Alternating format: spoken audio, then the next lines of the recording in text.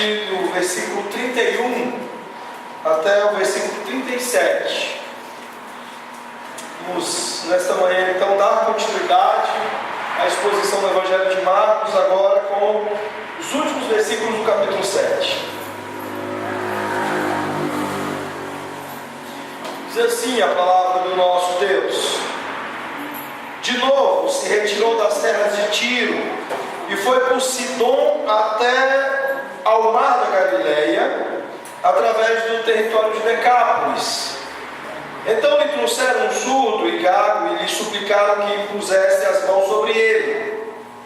Jesus, tirando da multidão à parte, pôs-se-lhe os dedos nos ouvidos e lhe tocou a língua com saliva.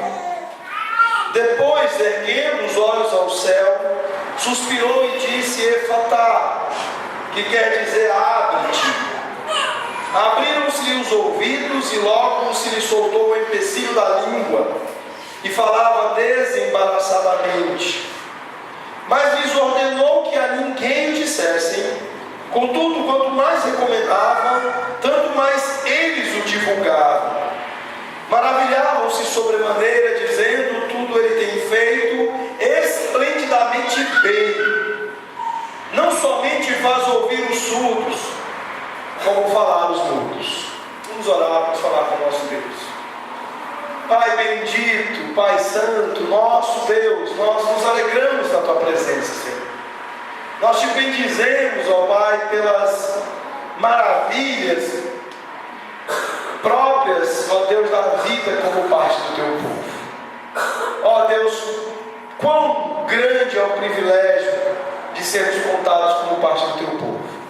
Estamos aqui nesta manhã reunidos em nome do Senhor Jesus para gozar das bênçãos, ó Pai, de cantar cântico, de louvar o Teu nome, de Te bendizer, de fazermos orações confiadamente em Jesus, de que o Senhor nos ouve, o Senhor nos atende, de podermos provar da bênção que é estarmos com a família do Senhor, com irmãos cujos laços, ó Pai, que nos sustentam, não são meramente sanguíneos, mas são laços do coração, são laços da alma, são laços promovidos pelo nosso Senhor Jesus em Sua gloriosa obra. Ó Pai, nós nos alegramos na Tua presença.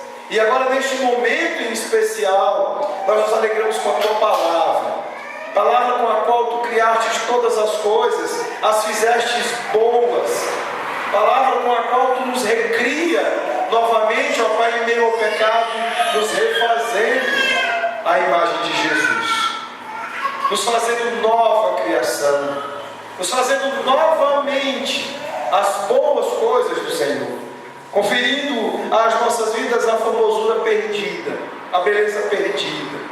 É na certeza, ó Deus, de que ouvir a Tua palavra transforma os nossos corações, remodela as nossas almas. É com esta convicção, ó Deus, que nos achegamos a Ti agora, para clamar ao Senhor, que pelo poder, pela direção, pela iluminação do Teu Santo Espírito, o Senhor nos orientes, ó Pai, nos dirijas quanto ao falar, de modo que nada seja dito a respeito da Tua palavra que de fato não corresponda a ela.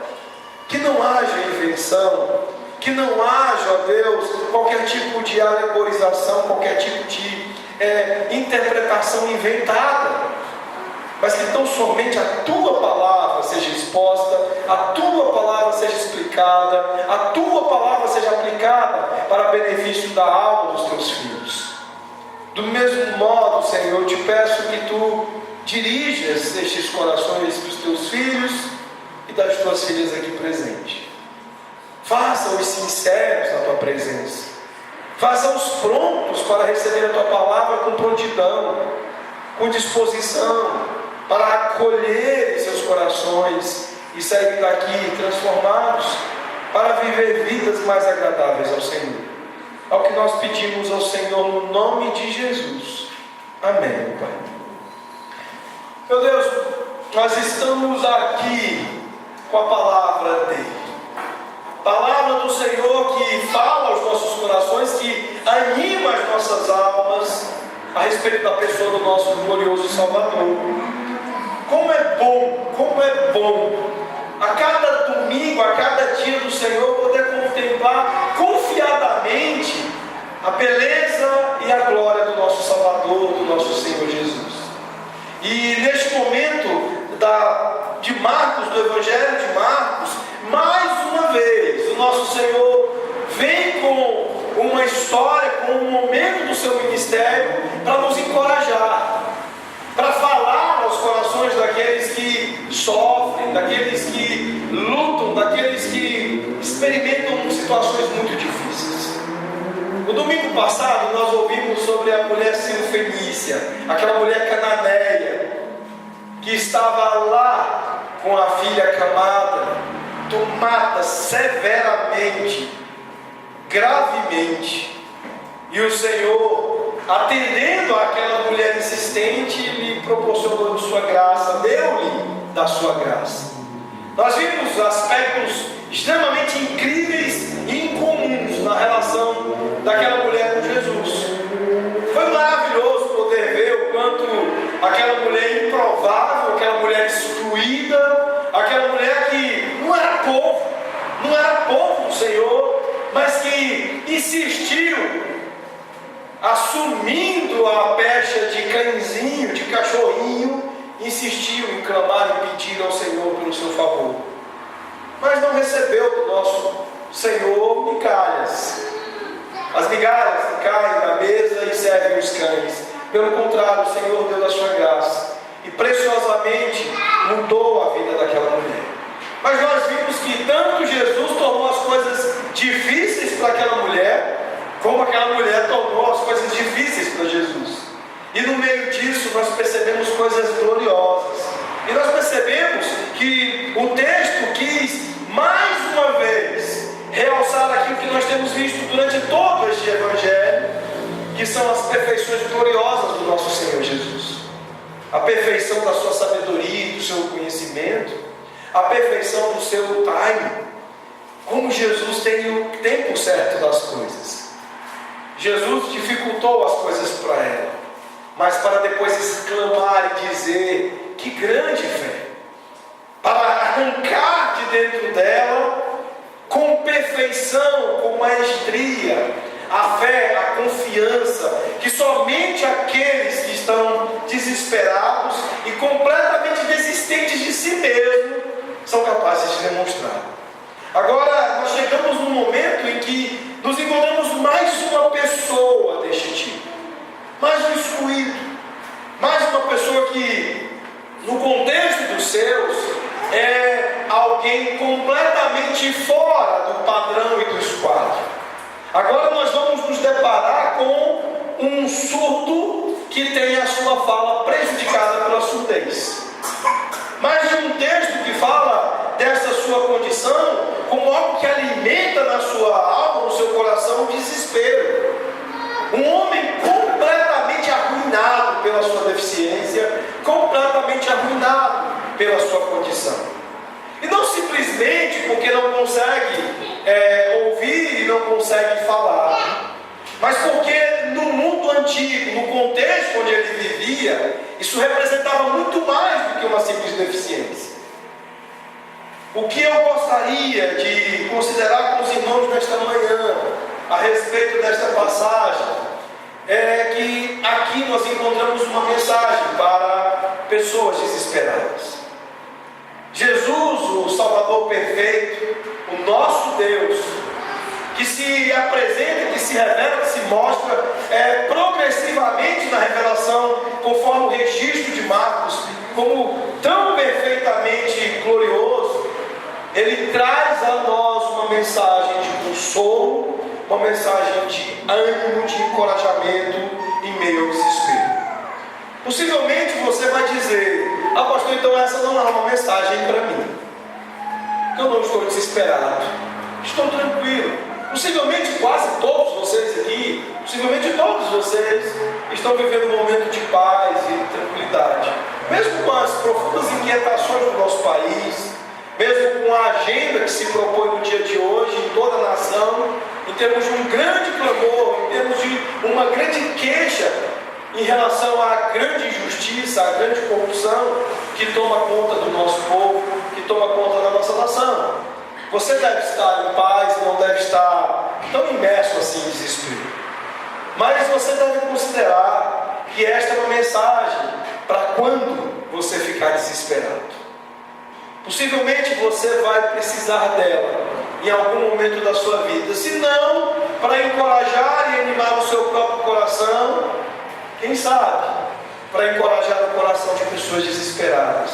Existem muitas delas por aí. Existem muitos como este surdo com dificuldade de fala, espalhados por aí, cujas vidas são a mais contundente expressão de desespero e que necessitam do consolo que vem da compaixão do nosso Senhor, do consolo que vem da presença deste Redentor, deste Salvador que se mostra a nós como alguém compadecido, como alguém que traz consolo em meio ao desespero. Portanto, é sobre isso que eu gostaria de falar com os irmãos desta manhã. Eu gostaria de mostrar aos irmãos que vocês têm um Deus onipotente, um Deus que pode fazer qualquer coisa, e um Deus que criou você em seu amor, um Deus que criou você de uma maneira que não há motivo para o desespero. Jovens puderam, alguns dias atrás, no primeiro encontro do Pense, no sábado, ouvir sobre a grande dança cósmica que existe entre o Pai, o Filho e o Espírito Santo. Nas linguagens usadas por Agostinho e C.S. Lewis, nós encontramos o amante, o amado e o amor. Um Deus que é todo amor, um Deus que Ele mesmo é o amor e a prática do amor, na medida em que o Pai colocou todo o depósito de amor no Filho, e ambos, através desse mesmo depósito, deram ao Espírito o papel, o ministério de fazê-lo chegar às nossas vidas, de impregnar-nos, invadir o nosso mundo, invadir as nossas vidas, para que sejamos tocados por esse amor. E uma das mais perfeitas exibições desse amor é a compaixão de um Deus que é todo poder, a compaixão de um Deus que fez tudo e que pode tudo, em trazer consolo e em poder dizer aos seus: não há motivo para o desespero, não há motivo para que vocês se desesperem. Portanto, é sobre isso que nós iremos considerar a partir desse texto. Nós vamos olhar para Jesus nesse texto, obviamente, como nosso ponto fundamental. Mas eu gostaria de começar olhando um pouquinho para esse homem. Nós não vamos nos ater tanto às suas circunstâncias, vamos olhar pouco para ela. Eu gostaria que ela apenas informasse você sobre como era a mente desse homem. Que você pudesse, pelas circunstâncias que nós vemos aqui, capturar o tamanho do desespero que certamente existia no coração desse homem.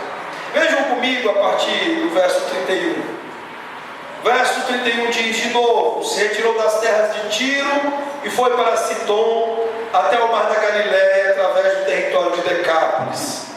Então lhe trouxeram um surdo e gago e lhe suplicaram que impusesse as mãos sobre ele. Quem é o nosso homem desesperado aqui? Uma pessoa surda. Vocês sabem que normalmente a surdez prejudica a fala.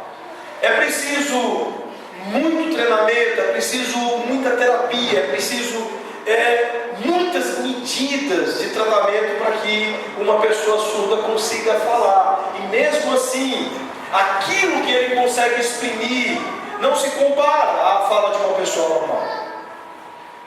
Aqui nós vemos uma pessoa que não apenas não ouve, mas uma pessoa que, por não ouvir e prejudicar uma das etapas fundamentais da comunicação, que é receber a comunicação, não podia emitir comunicação. Mas isso, considerando o mundo antigo, era ainda mais grave naquele contexto.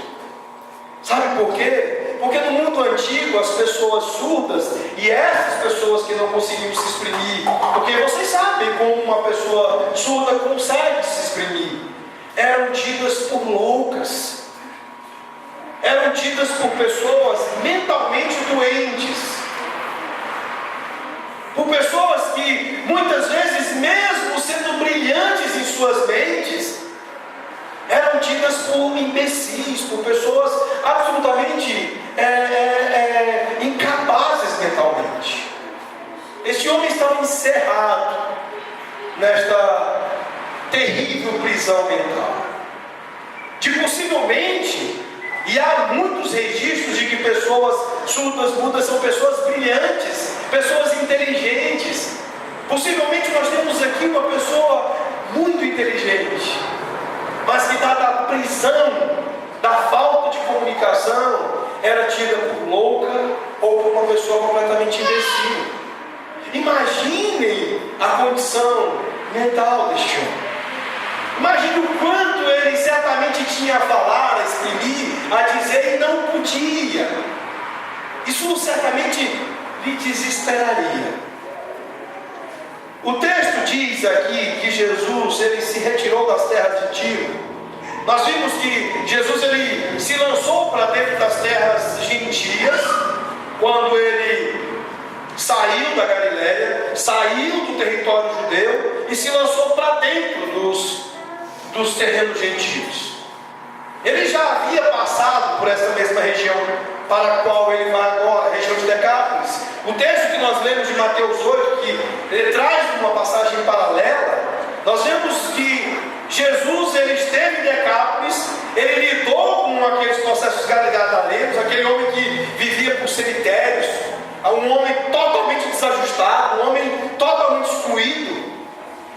E depois que Jesus expulsa aqueles demônios, lança-os naquela manada de porcos, no finalzinho do texto diz que eles foram até Jesus e pediram que ele se retirasse de suas terras. E então Jesus continuou andando pelas terras gentias. E o texto diz que depois de ele estar em Tiro e Sidom, que é a terra dos cananeus, conforme nós vimos na leitura de Gênesis 10, povo inimigo de Israel, povo historicamente inimigo de Israel, Jesus continua o seu ministério, possivelmente, provavelmente por meses, dentro desse território gentil. E então Jesus avança para dentro desse território e volta de novo nas suas andanças a Decápolis. E há muitas coisas interessantes em relação a esse retorno de Jesus. O primeiro diz respeito ao nosso personagem aqui. Por quê? Porque eram terras dominadas pelo paganismo. Jesus, ao andar por esse território, ele deve ter encontrado estátuas de todo tipo de deus pagão. Ele deve ter encontrado tantos altares de Axarades, que são ligadas, conectadas a Baal, como os deuses gregos. Ele deve ter visto estátua de Diana, de Afrodite, de Hércules e tantos deuses gregos, andando e avançando por dentro desses territórios e vendo todos aqueles altares de adoração pagã. Mas o interessante é que este nosso personagem não vai ser encontrado propriamente entre os pagãos, mas entre judeus helênicos que viviam naquela região. Havia um grupo de judeus, uma espécie de colônia de judeus que haviam migrado, saído para essa região e que estavam vivendo ali no meio do povo pagão. E que por mais que tivessem se secularizado, se afastado em grande medida, religiosamente eles eram judeus. Então o nosso homem desesperado aqui era um judeu numa condição terrível e vivendo no meio de um povo pagão, no meio de um terreno gentil, completamente hostil à fé originária que ele deveria carregar no seu coração. Esta é a pessoa desesperada aqui. E este homem, este judeu fora do seu território, em terreno gentil, é a pessoa desesperada para quem Jesus se lança. Meus irmãos, o texto nos aponta para uma grande movimentação de Jesus. Nós vemos aqui uma sequência de movimentos de Jesus que apontam para muitos quilômetros percorridos. Vejam comigo em termos de quilometragem, mais ou menos o que Jesus rodou. Acompanhe sua Bíblia, o versículo 31. O texto está dizendo que então ele, Jesus, retomando da região de Tiro, ou seja, 80 quilômetros de viagem, atravessou Sidom. Ele foi por Sidom até o mar. Isso dá em torno de mais 40 quilômetros para o norte. São 120 quilômetros rodados a pé. É muito chão. Eu não sei se algum de vocês já tentou andar essa quilometragem. Uma vez o papai, lá na chácara de Conceição, a mamãe, não sei se vai se lembrar, me fez andar mais ou menos 10 quilômetros da chácara até a beira do asfalto, onde nós pegamos uma carona para seguir até a cidade, porque a caminhonete havia quebrado. Eu queria morrer, porque além da distância nós carregávamos sacos com frutas, com verdura, com coisas que trazíamos da chácara. E para o meu pai é um negócio simples, né? Agora eu queria morrer com aquela coisa toda, carregando peso e andando 10 quilômetros. E Jesus aqui sai do território judeu, anda bastante, afasta-se, desloca-se com os seus discípulos para dentro desse território pagano, e agora empreende quilômetros e quilômetros de caminhada a pé para chegar até o nosso desesperado, para chegar até este homem completamente tomado pelo sofrimento e pela agonia da alma, da sua condição, do grito interno, do silêncio da sua boca e dos seus ouvidos.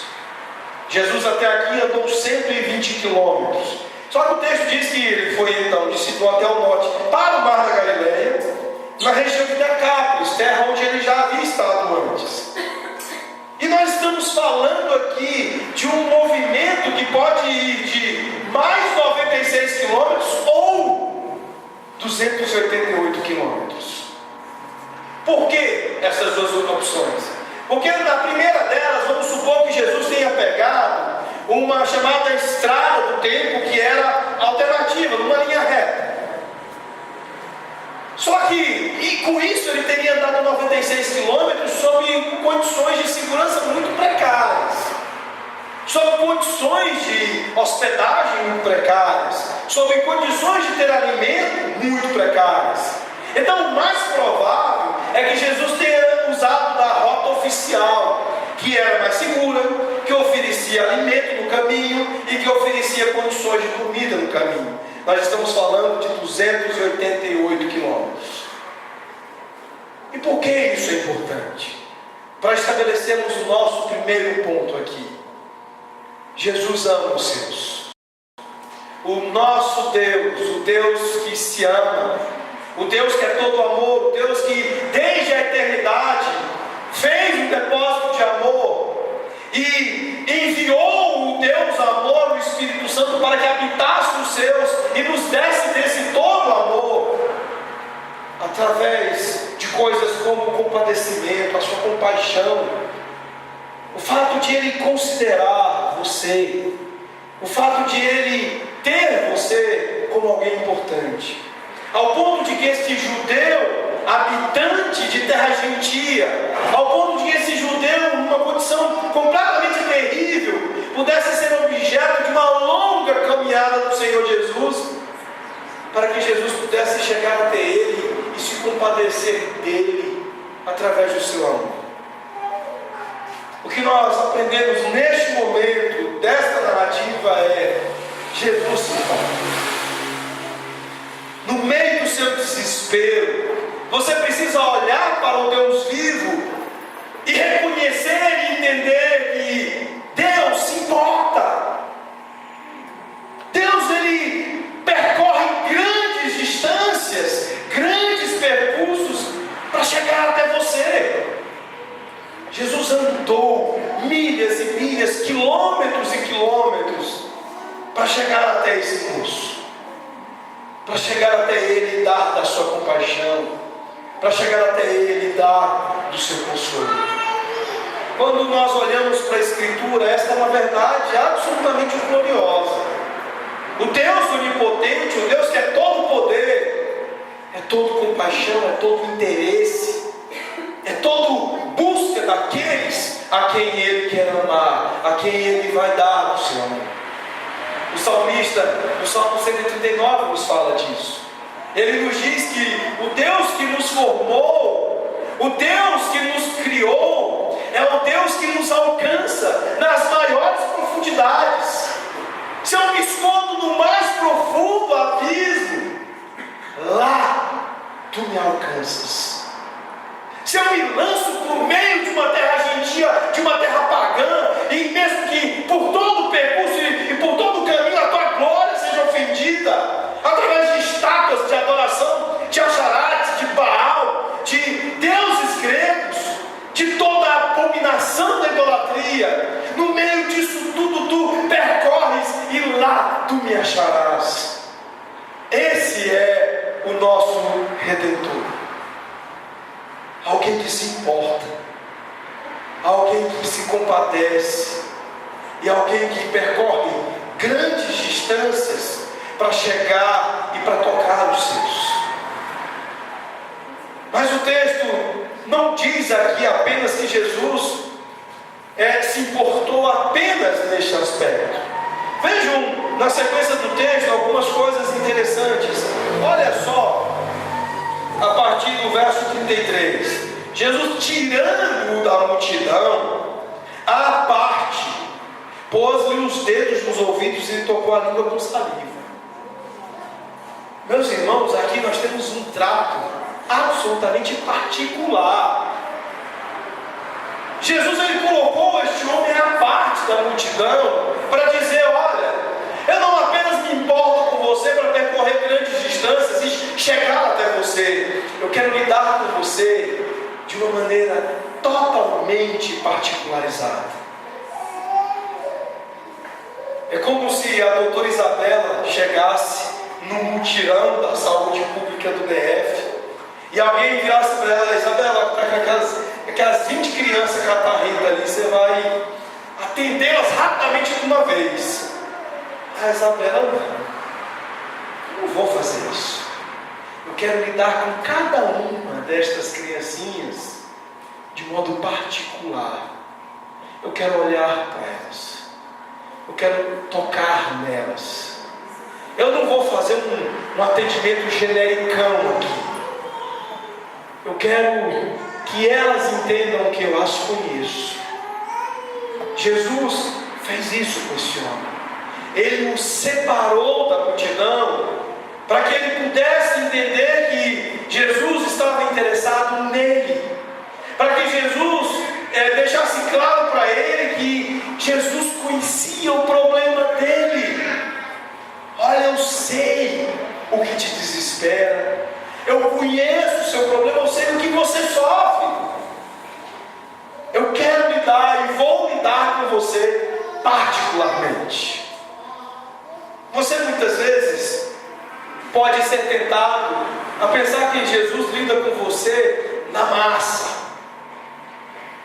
Você pode ser tentado pela ideia de que Jesus não te conheça pelo nome, que talvez você seja um número. Eu sou o eleito 3.480.747. Não. Para você, Jesus não é um número. Para você, Jesus é alguém que Ele chama pelo nome. É alguém cujo nome Ele estabeleceu antes da fundação do mundo. É alguém cujos dias Ele, da forma mais bela e gloriosa, Ele estabeleceu, Ele determinou antes de todas as coisas fossem feitas. Seu pai e sua mãe tiveram os corações inclinados por esta doce e gloriosa vontade do Onipotente, para que você se chamasse como você se chama. Guilherme, Tainá, Débora, Bruno, Marcão, Odete, são nomes docemente pronunciados pela boca do Eterno desde antes do mundo ser mundo. Você é alguém em particular para o nosso Deus, e não um número, e não alguém no meio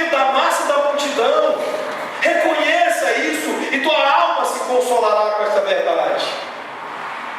Jesus percorre grandes distâncias para nos consolar. Fez isso com esse homem, faz isso com você. E Jesus não faz de qualquer jeito. Ele te separa da multidão e Ele trata o seu coração em particular. Ele te chama pelo nome, Ele te conhece, Ele sabe qual é a natureza do teu problema, Ele sabe a medida certa, o modo certo e preciso de lidar com ele. Esta é a primeira verdade que eu gostaria de deixar para vocês nesta manhã. Mas há uma coisa aqui também, no meio desta grande coisa que Jesus faz, eu gostaria que você se atentasse, está no verso 32. Versículo 32 diz: então lhe trouxeram um surdo e gago, e lhe suplicaram que impusesse as mãos sobre ele. Como é bom ter amigos. Como é bom ter família. E família que sabe das coisas. É isso que este versículo está falando. Então, lhe trouxeram pessoas. Pode ter sido a família deste homem, pode ter sido seus amigos. Levaram eles a Jesus e suplicaram por ele. Meus irmãos, em meio à grande obra de consolação do nosso Deus, esta boa infecção do amor que a Trindade estabelece, uma das grandes coisas que Deus faz é uma mobilização dos santos. Ele envolve pessoas neste grande ato de consolação, de compaixão. Ele vai fazer com que pessoas orem por você. Ele vai fazer com que pessoas se ocupem de serem grandes auxiliares da obra dele, para que o seu coração seja consolado, seja confortado. Aqui nós vemos duas coisas. Nós vemos ação e oração, oração e ação. Essas pessoas levam, trazem ele, e essas pessoas suplicam por ele. Você já parou para pensar em quantas vezes pessoas oraram por você e pessoas agiram para que o seu coração fosse confortado, animado, mudado, transformado? Ou mesmo quantas vezes pessoas estiveram lá no secreto de seus quartos, de suas vidas, com os joelhos dobrados, orando por você? Quando eu estive numa das fases difíceis da minha vida, em crise, afastado do Senhor, em rebelião, dando uma espécie de sacudida de apostasia e de rebelião, pessoas oravam por mim. E quando o Senhor me ajustou o coração, mudou o meu coração, me firmou novamente os passos, foi gozoso saber, em diversos episódios, quem orava por mim. Como é bom saber que nós temos família, que nós temos amigos, que por muitos momentos vivem de joelhos dobrados, suplicando pelo consolo do nosso coração, pela mudança das nossas almas, do nosso coração. Como é bom quando pessoas agem para que nós possamos ser levados até Jesus, para que Ele se compadeça de nós, para que Ele entregue o seu amor a nós e nos conforte, nos mude. Eu gostaria de encorajá-los a isso. Jesus está numa obra grandiosa de amor, está numa obra grandiosa de compadecimento dos desesperados. E eu quero convidá-los, eu quero desafiá-los a levarem essas pessoas a Jesus, a suplicarem por essas pessoas na presença de Jesus. Essa é outra grande lição que nós aprendemos aqui. Você precisa ser alguém assim. Não apenas queremos falar do Evangelho como um exercício proselitista. Nós infelizmente não sabemos a maior parte do tempo o que é evangelizar. Nós queremos falar da nossa igreja, porque a minha igreja tem boas atividades, a minha igreja tem uma belíssima estrutura. Você precisa conhecer o pensário da minha igreja. Quanto tempo perdido nós gastamos, jogamos fora, fazendo proselitismo.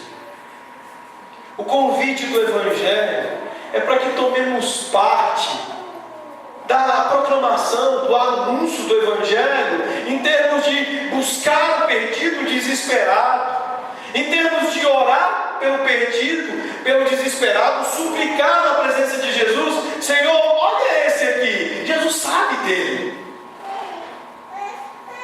Jesus o tem na sua lista de favores.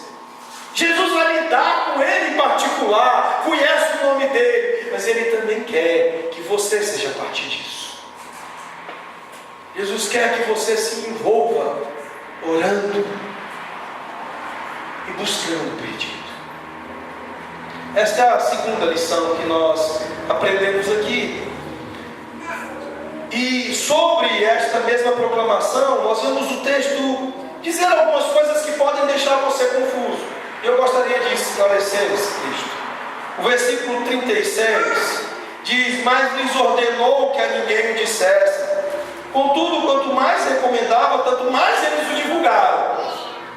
Maravilharam-se sobremaneira, dizendo: tudo ele tem feito esplendidamente bem. Não somente faz ouvir os surdos, como falar os mudos. Aí você diz: mas peraí, pastor, Jesus está aí dizendo mais uma vez, depois de muitas ocasiões, desde lá os demônios que o reconheceram, que Jesus vem dizendo: não diga nada sobre isto. A exceção foi no caso do gadareno possesso, que Jesus virou e falou: olha, vai lá para a tua família e diga a eles o que aconteceu. Aí você diz assim: afinal de contas, Jesus quer ou não quer que eu fale? Quando Jesus lida com Pedro, lá na frente nós vamos ver isso na sequência da exposição. Nós vemos a confissão de Pedro, e Pedro diz: tu és o Cristo.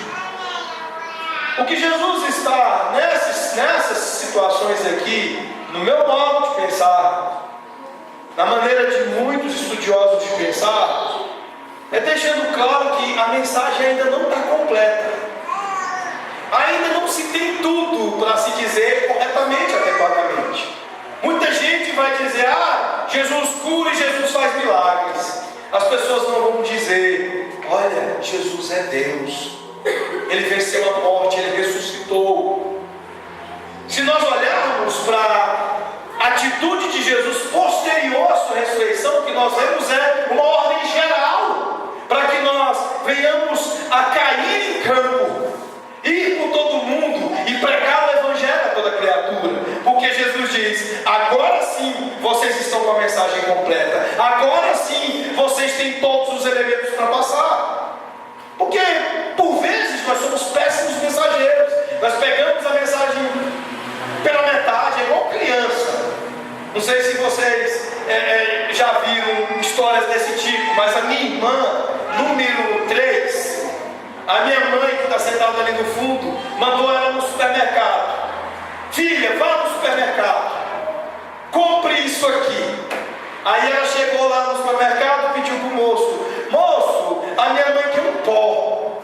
Que pó, minha filha? E ela não lembrava. É um pó que faz au-au.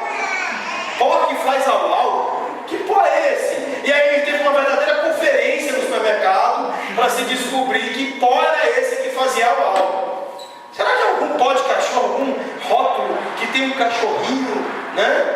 E aí, depois de algum esforço, eles entenderam: ah, é pó royal. Massa para fazer bolo e pão, né?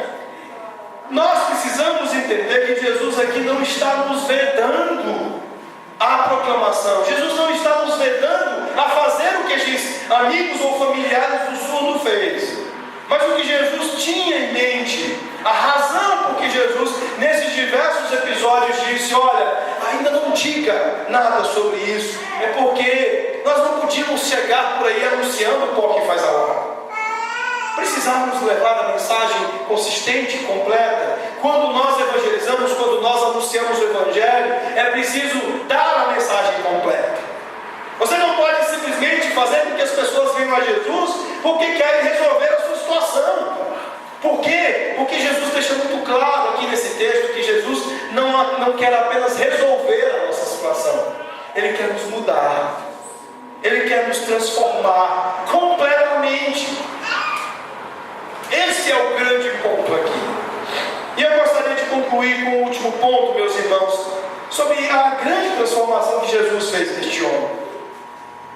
A mensagem que nós temos aqui para os desesperados não afirma apenas que nós temos um Redentor onipotente, glorioso, todo compadecimento. Não apenas que nós, pessoas, somos chamados por Ele a tomarmos parte deste grande empreendimento de consolar pessoas, de tratar corações, mas Jesus deixa muito claro de que Ele faz o que desesperados precisam seja feito.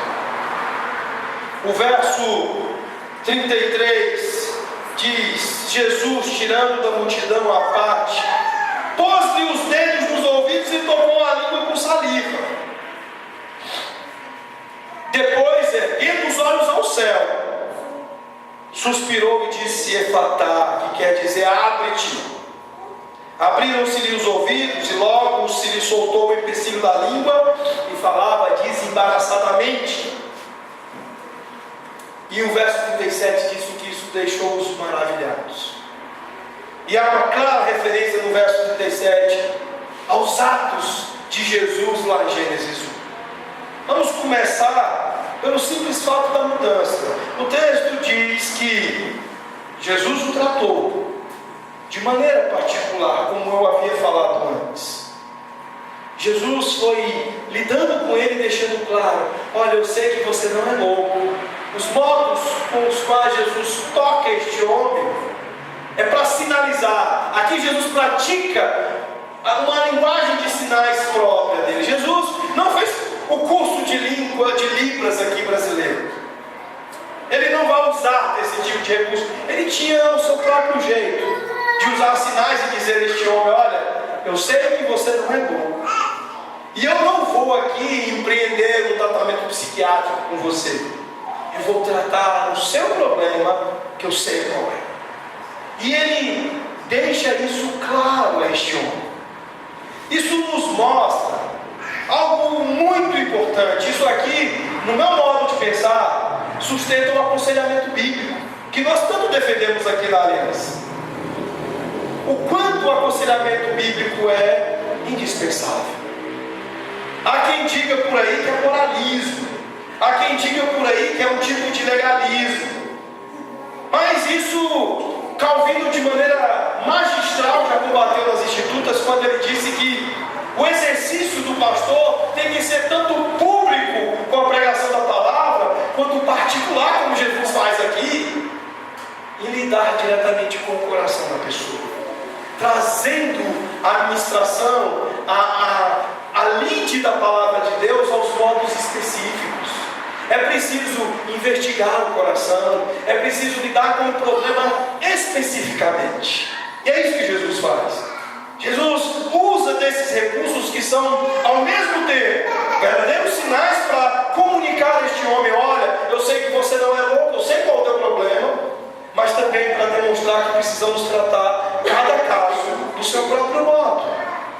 Você não pode tratar uma pessoa com ira, com problema de ira, ou uma pessoa que tenha no seu problema, no seu coração, um profundo medo, você tratar de maneira genérica. Jesus não faz isso. Você não pode chegar para aconselhar uma pessoa cujo coração batalha, luta terrivelmente com o medo, dizendo: eu repreendo o medo, Jesus vai te curar, e levanta a mãozona e ora misticamente, magicamente, como se fosse assim o modo de Jesus. Não é. A palavra de Deus trata cada pecado, cada problema com as ofertas próprias que Deus faz como solução para esses problemas. Nós sabemos, por exemplo, que se trata medo ensinando amor. ansiedade, que é o medo em relação ao futuro, alimentando a fé, a confiança, deixando claro a mensagem de Pedro de que é preciso lançar sobre ele toda a ansiedade, porque ele tem cuidado de nós. Você precisa tratar todos os problemas do coração com as particularidades de cada um, porque a palavra de Deus traz estas mesmas particularidades de cada caso. E Jesus faz isso. E o texto também nos diz que Jesus, no verso 34, mais uma vez, dentre as muitas, demonstra a sua comunhão com o Pai para poder fazer isso. O texto diz que ele, erguendo os olhos ao céu, ele suspirou. Ele deixou claro de que, olha, eu dependo do Pai. Eu estou conectado, ligado ao Pai para realizar isso aqui. Ele evidenciou aquele homem através do próprio suspiro, de que a fonte era todo o poder de Deus que o Pai havia dado a ele. Falou, olha, o Pai me enviou, o Pai me sustenta nessas coisas aqui, e eu honro o Pai, e eu glorifico o Pai ao fazer essas coisas. Ele chama a atenção deste homem para os altos céus. E o texto prossegue dizendo que ele disse Efatá, que quer dizer abre-te. E abriram-se-lhe os ouvidos, e logo se lhe soltou o empecilho da língua, e falava desembaraçadamente. Neste gestual, Jesus aponta para um poder que muda tudo instantaneamente. Este homem aqui, Jesus não curou e falou, agora meu irmão, você precisa de uma fono. Você vai lá para a fono e você vai para uma equipe multidisciplinar de alfabetização. Você vai aprender cada letra, depois você vai aprender cada palavra, e você vai aprender a construir a fala através desses exercícios e desses tratamentos fonoaudiológicos e educacionais. Não. O que o texto diz é que lhe soltou logo o empecilho da língua, e ele falava desembaraçadamente. Eu até consigo imaginar esse homem falando aqui. Esse homem falava muito mais do que eu, com certeza.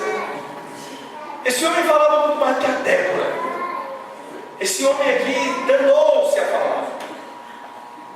O poder do nosso Deus se revela aqui. O Redentor onipotente, o nosso Deus onipotente, lida com os desesperados, trazendo-lhes exatamente o que eles precisam. E esse homem então sai dali e Jesus diz, não, fica quieto. Como, Jesus? Como eu vou ficar quieto? Esse tempo todo sem poder falar, todo mundo me chama de louco, de maluco. Agora que tu me soltas a língua, eu vou falar de ti, Senhor. Mas eu gostaria de encerrar com as expressões do último versículo. Eles se maravilharam com o que Jesus fez aqui.